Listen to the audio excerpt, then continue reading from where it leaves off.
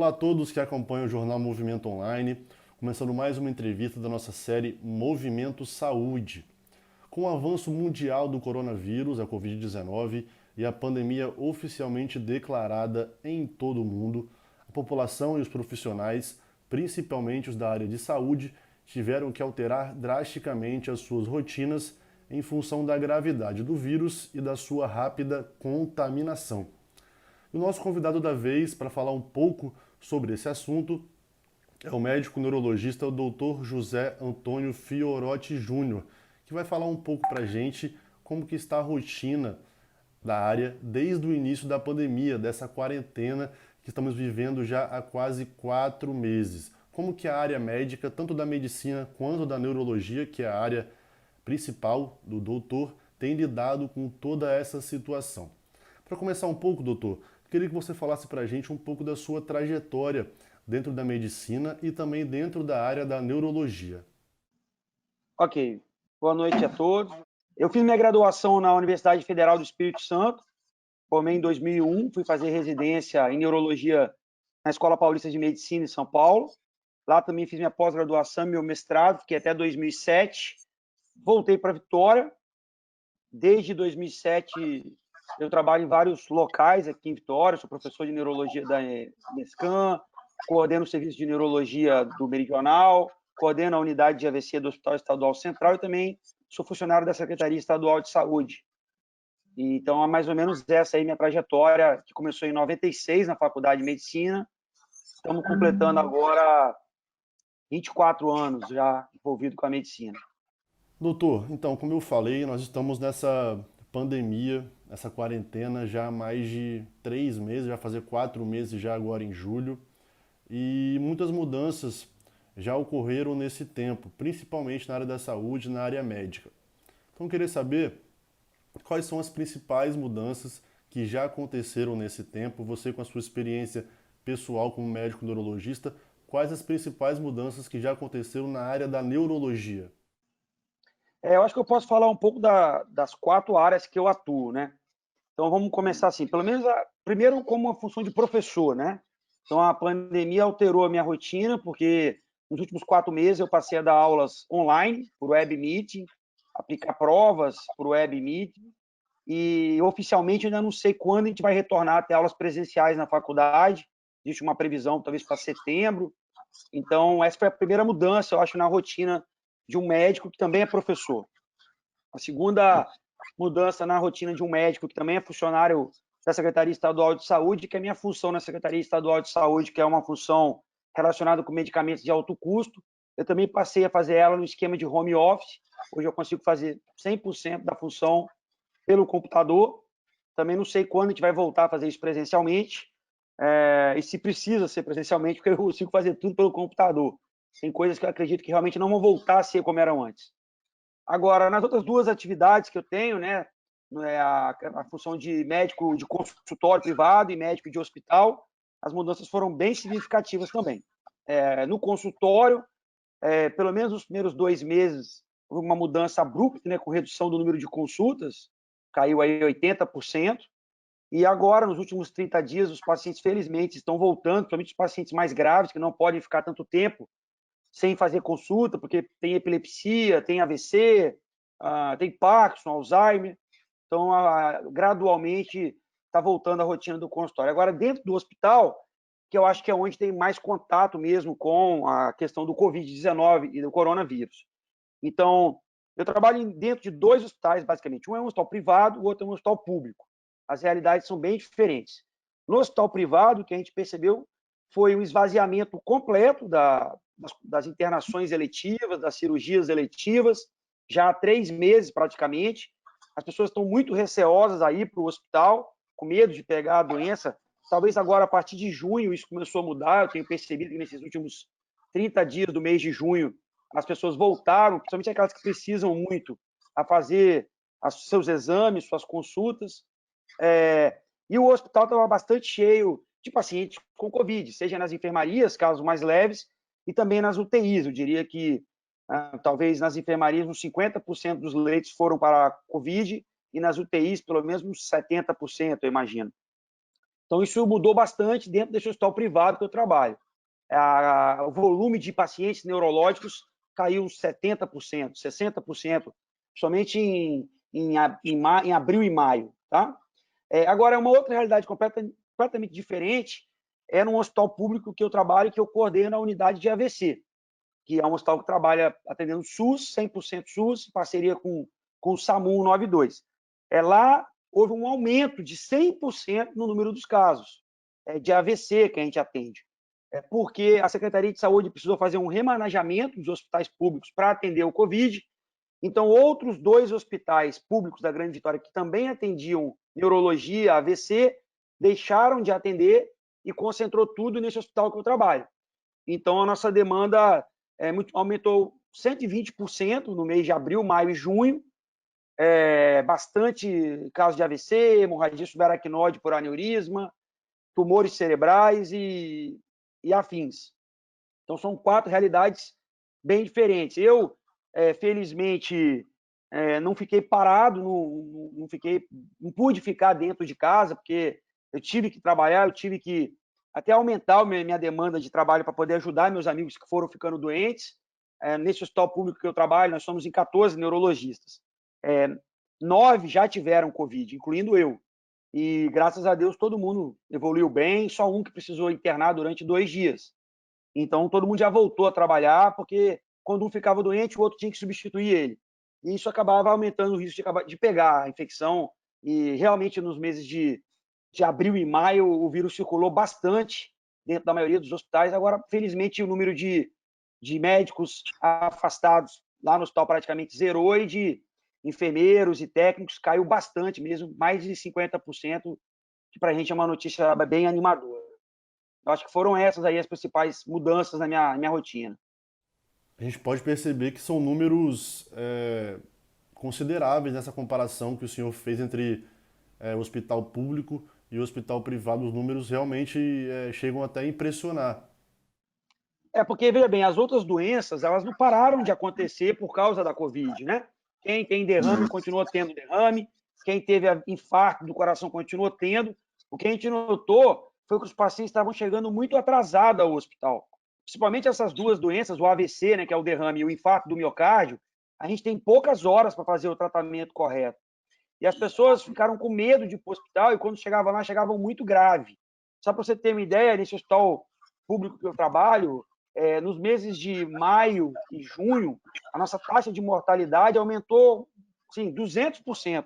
Os pacientes chegavam já muito grave, mesmo sem ter Covid, chegavam com AVC muito grave, chegavam com hemorragia cerebral muito grave. Quando chegavam, já chegavam quase morrendo.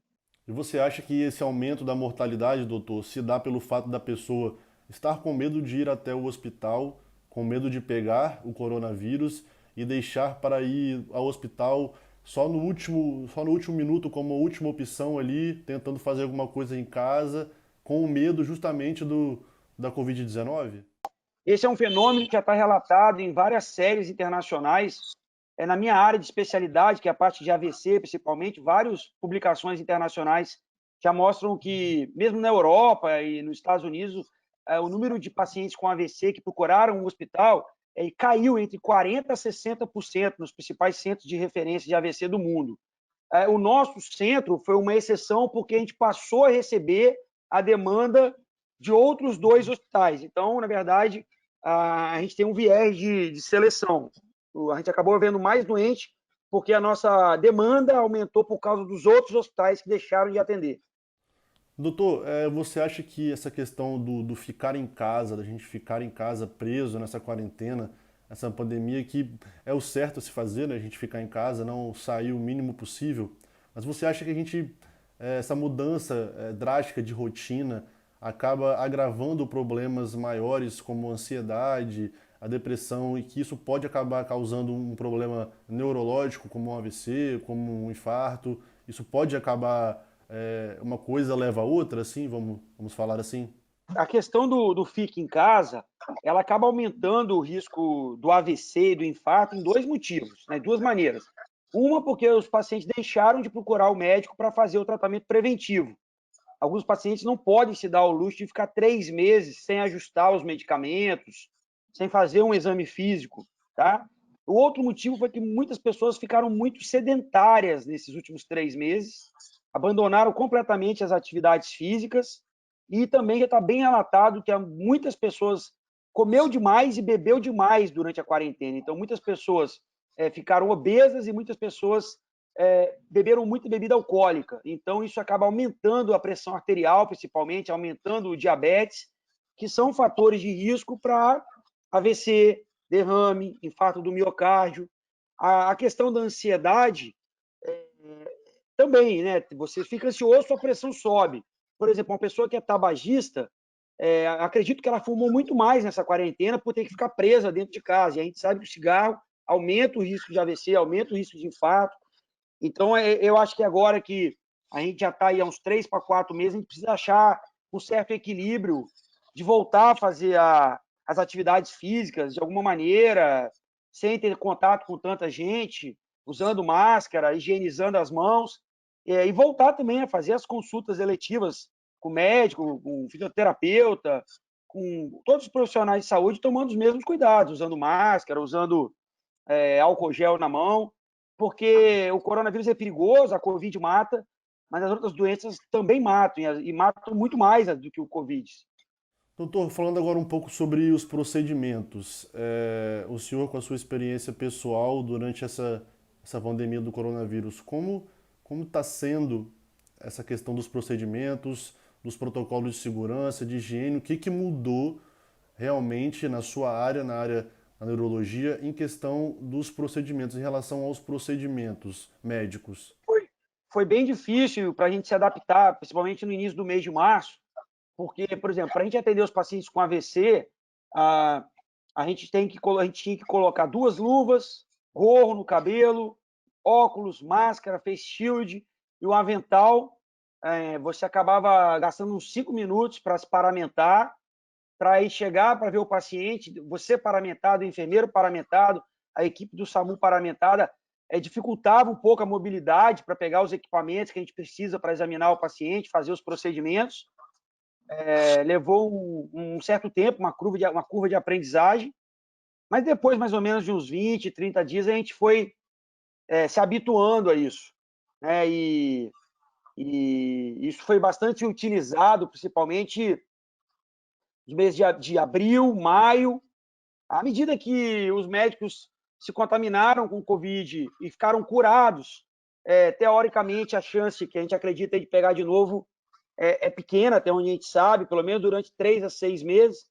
Então, naturalmente, acaba havendo um certo relaxamento. Você agora atende de máscara, de óculos, mas já não usa, às vezes, o face shield, coloca luva, mas, às vezes, não precisa botar um avental tão caro, porque esses materiais são muito caros e acaba aumentando o custo, principalmente dos hospitais públicos, é bem complicado. Então, a gente faz de tudo também para não desperdiçar recursos, se não for extremamente necessário, deixar para quem não pegou a doença poder usar. É uma certa cautela que eu passei a ter também. Doutor, agora falando um pouquinho sobre a sua relação com os seus pacientes. Você falou que além de trabalhar em 2 hospitais, um privado e um público, também trabalha em consultório. Como que o senhor fez em relação a essa questão de relacionamento com os clientes? Suas consultas foram canceladas 100%? O senhor já voltou com as consultas depois de um certo tempo, tomando as devidas recomendações? Fala um pouco para a gente como é que está esse processo de volta do consultório. Fala um pouquinho para a gente sobre isso. No primeiro e segundo mês, o mês de março e o mês de abril, eu cancelei as consultas 100%, porque ainda era uma novidade muito grande, os pacientes estavam com muito medo de vir nas consultas presenciais. Eu me comuniquei muito por eles com WhatsApp e por e-mail. Eu arrumei uma maneira de deixar receitas de medicamentos controlados para eles lá no meu consultório, e eles passavam lá para pegar, só pegando direto na recepção, sem ter uma consulta presencial. Agora, a partir de maio, eu fui voltando com horários, com intervalos maiores, para que nenhum paciente encontrasse com o outro na sala da recepção. E agora, em junho, eu voltei basicamente com 50% dos meus horários. Ainda não restabeleci, não estabeleci ainda a rotina normal. Eu fazia consultório 4 dias por semana, eu estou fazendo só 2 dias por semana. Esse mês de junho eu vou continuar assim no mês de julho. Talvez em agosto eu volte a fazer 3 dias e eu acho que eu só vou conseguir normalizar em setembro mesmo, voltar para os meus 4 dias na semana. Na neurologia, por mais que já esteja autorizado pela Academia Brasileira de Neurologia e pelo Conselho Federal de Medicina, é bem complicado fazer telemedicina, fazer teleconsulta, uma consulta neurológica, porque a gente precisa examinar o paciente, a gente precisa medir a pressão arterial, bater o martelinho nos reflexos, fazer teste de força, de sensibilidade. Eu preferi não fazer telemedicina, não fazer teleconsulta, porque eu acabo achando muito arriscado expor o paciente a um diagnóstico errado e acabar sendo ruim para ele e ruim para mim. Então, eu não estou fazendo teleconsultas, só estou fazendo consultas presenciais com intervalos maiores para que os pacientes não se encontrem na recepção. A gente disponibilizou no consultório bastante álcool gel, todas as secretárias usam máscaras, toda a equipe médica usa máscara, todos os materiais são limpos com álcool a 70% entre os pacientes, e eu não tive nenhuma dificuldade, pelo menos felizmente até agora não tive nenhum relato de que nenhum paciente que voltou a fazer consulta tenha comentado comigo que depois da consulta ficou com coronavírus. Felizmente, graças a Deus, isso não chegou a mim ainda, nenhuma notícia. Doutor, então para a gente já ir encerrando aqui, finalizando a nossa entrevista, eu queria que o senhor me respondesse, na sua opinião, qual será o legado que vai ficar de tudo isso, dessa pandemia do coronavírus? Nós conversamos aqui hoje sobre essas milhares de mudanças que estão ocorrendo dentro da área da medicina, dentro da área da saúde no geral. O senhor deve ter contato, obviamente, com outros colegas médicos de diferentes áreas, sem ser da sua, da neurologia. Então eu queria que o senhor me respondesse. Qual será o legado que vai ficar de tudo isso tanto para a medicina no geral, tanto para a sua área, que é a neurologia? Qual será o legado de tudo isso? Eu vejo 3 legados que, se a gente souber aproveitar, vão ser muito bons para a medicina e para os pacientes. Primeiro legado é que houve um aumento significativo da oferta de vagas de UTI, principalmente nos hospitais públicos, que era muito difícil conseguir uma vaga de UTI. Sempre foi, não só na época do coronavírus, mas sempre foi muito difícil conseguir vaga de UTI na rede pública. E como, por exemplo, aqui no Espírito Santo, se eu não estou enganado, saiu de 300 e poucas vagas de UTI para mais de 600, 700 vagas, aumentou mais de 100%. Se o poder público conseguir manter esses leitos funcionando, porque eles são caros, né? São leitos caros para ficar funcionando, vai dar um alívio muito grande quando a gente precisar de vaga de UTI para uma pessoa que é atendida pelo SUS. Com certeza vai ter vaga para quando a gente precisar atender um doente mais grave, que sofreu um trauma, um AVC, um infarto. Então, esse é um grande legado que eu espero que o poder público consiga manter. O segundo legado que eu acho que vai cair muito o número de infecções hospitalares, tá? Por quê? Porque os médicos, os enfermeiros, todos os profissionais de saúde, nos últimos 4 meses, se habituaram demais a lavar a mão, a usar álcool gel, lavar a mão, usar álcool gel, passar álcool em tudo. Então, eu acho que se isso continuar sendo feito, vai ser bom para todo mundo, vai ter menos casos de infecção hospitalar, os infectologistas vão gostar muito disso. E o terceiro legado do Covid é realmente uma revolução de comunicação, de maneira de resolver seus problemas usando a internet. Agora, eu acho que ficou completamente implementado na rotina de todo mundo, desde essa entrevista que a gente está fazendo, até jogo do Flamengo agora é pela internet. Então, se a gente pensar dessa maneira, eu acho que vai ser uma coisa que não vai ter volta para muitas coisas no dia a dia. Eu não sou muito fã disso, tá? Mas não tem como a gente lutar contra a modernidade. Eu sou um cara que gosto muito de olhar no olho, eu gosto de pegar na mão, eu gosto de cumprimentar, dar bom dia todo dia, poder abraçar um paciente no final da consulta. Eu acho que o contato pele a pele ainda traz muita coisa boa para o ser humano. Mas eu acho que a gente vai ter que achar um meio termo. Realmente, alguns gastos são bem desnecessários, né? Por exemplo, na minha área, às vezes a gente convida um palestrante para vir de Nova York para dar uma aula em Vitória, gasta uma fortuna de passagem aérea, aí ele chega aqui e fica um dia, quando ele poderia dar essa aula online para o Web Meet, responder as perguntas e gastar 1/10 do que ele gastou. Então, eu acho que realmente algumas coisas vão mudar e não vão voltar a ser como era. Eu sou um cara bem otimista, né? Como um bom botafoguense, eu sou bem otimista. Então, eu costumo ver vantagem em quase tudo e ter esperança de que as coisas vão melhorar. Eu estou bastante esperançoso, acho que o pior dessa pandemia já passou, inclusive aqui no Brasil. Eu acho que, infelizmente, muitas pessoas se sacrificaram, colegas médicos. É uma pena que isso tenha acontecido, mas a vida precisa seguir, a gente precisa cuidar de quem está vivo, cuidar dos doentes, e a gente tem que seguir em frente. Então chegamos ao fim a mais uma entrevista aqui da nossa série Movimento Saúde. Hoje nós falamos com o neurologista Dr. José Antônio Fiorotti Júnior, que deu um panorama aí de todas essas mudanças que estão acontecendo dentro da sua área nessa pandemia do novo coronavírus. Então, doutor, muito obrigado pela sua disponibilidade em falar conosco aqui do Movimento Online e até uma próxima. Muito obrigado pelo convite. Quando precisar falar sobre algum tema na área de neurologia, se eu puder, eu tento ajudar.